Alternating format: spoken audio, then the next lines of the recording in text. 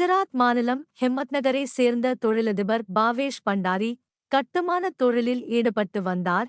இவரும் இவரது மனைவியும் கடந்த பிப்ரவரியில் நடைபெற்ற விழாவில் தங்களுக்கு சொந்தமான 200 கோடி ரூபாய் மதிப்பிலான அனைத்து சொத்துக்களையும் தானமாக வழங்கி துறவரத்தை ஏற்றுக்கொண்டனர். கடந்த 2022ஆம் ஆண்டு இவர்களின் 19 வயது மகளும் 16 வயது மகனும் துறவரத்தை ஏற்றுக்கொண்டனர்.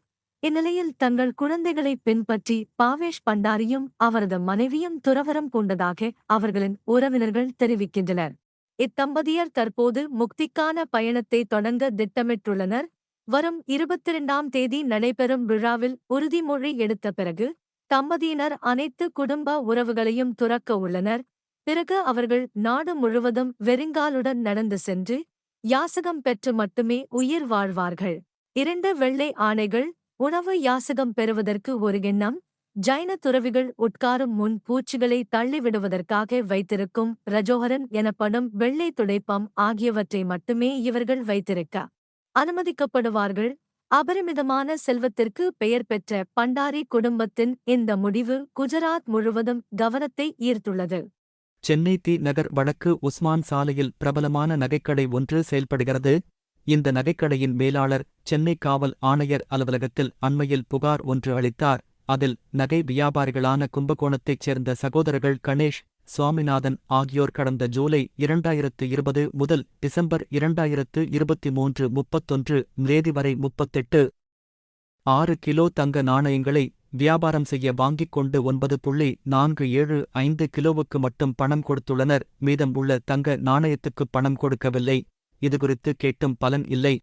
எனவே நகை மோசடியில் ஈடுபட்ட இருவர் மீதும் நடவடிக்கை எடுத்து எங்களது தங்க நாணயங்களை திரும்பப் பெற்றுத் தர வேண்டும் அல்லது அதற்கான பணத்தை பெற்றுத் தர வேண்டும் என புகாரில் தெரிவித்திருந்தார்.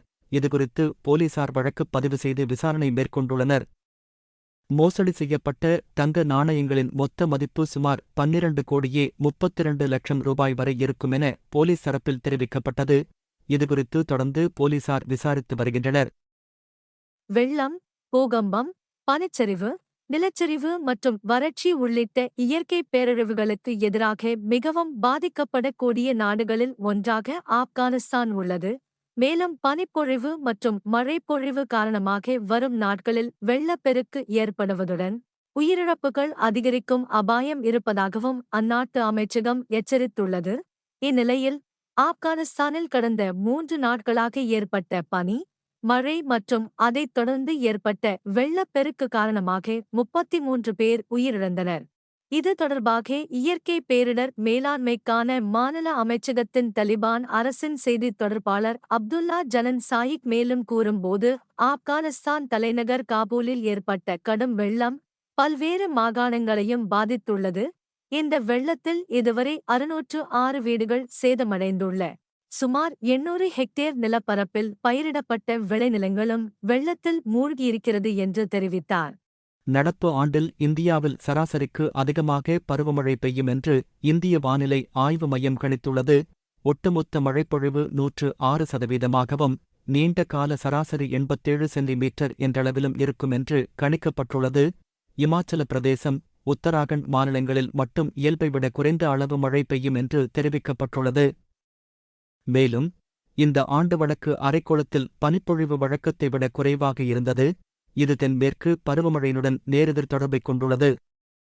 அதனால் சராசரிக்கு அதிகமான பருவமழை பொழிவுக்கு வாய்ப்புள்ளது என எம்டி விளக்கியுள்ளது. அசாம் மாநிலத்தில் ஒரே குடும்பத்தைச் சேர்ந்த ஏறக்குறைய 350 பேர் வரவிருக்கும் மக்களவைத் தேர்தலில் வாக்களிக்க உரிமை பெற்றிருப்பது அப்பகுதி மக்கள் மத்தியில் பெரும் ஆச்சரியத்தை ஏற்படுத்தியுள்ளது. அசாம் மாநிலம் சோனித்பூர் மாவட்டத்தில் புனோகுரி நேபாளி பாம் நகரில் ரான் பகதூர் தபா என்பவரின் குடும்பம் வசித்து வருகிறது. சோனித்பூர் மாவட்டம் என்பது ரங்கப்பாரா சட்டப்பேரவை தொகுதி மற்றும் சோனித்பூர் மக்களவைத் தொகுதிக்குள் வருகிறது. இவருடைய குடும்பத்தில் மொத்தம் 1200 பேர் உள்ளனர்.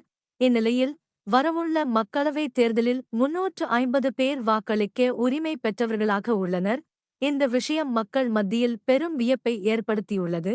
அந்த ஊரிலேயே ஒரே குடும்பத்தில் மிக அதிக அளவிலான வாக்காளர்களை கொண்டது ரான் பகதூர் குடும்பம்தான் எனக் கூறப்படுகிறது. ரான் பகதூர் தபாவுக்கு 5 மனைவிகள் உள்ளனர். 12 மகன்கள் மற்றும் 9 மகள்களும் உள்ளனர். அசாமில் ஏப்ரல் 19, ஏப்ரல் 26 மற்றும் மே 7 ஆகிய தேதிகளில் 3 கட்டங்களாக தேர்தல் நடைபெற உள்ளது. இன்று 22 கேரட் தங்கம் விலை கிராமிற்கு 80 ரூபாய் அதிகரித்து 1 கிராம் தங்கம் 6870 ரூபாயாகவும் 8 கிராம் தங்கம் 84,960 ரூபாயாக விற்கப்படுகின்றது. இன்று வெள்ளி விலை கிராமிற்கு 1 ரூபாய் அதிகரித்து 1 கிராம் வெள்ளி 90 ரூபாய் 80 பைசாவாக விற்கப்படுகின்றது.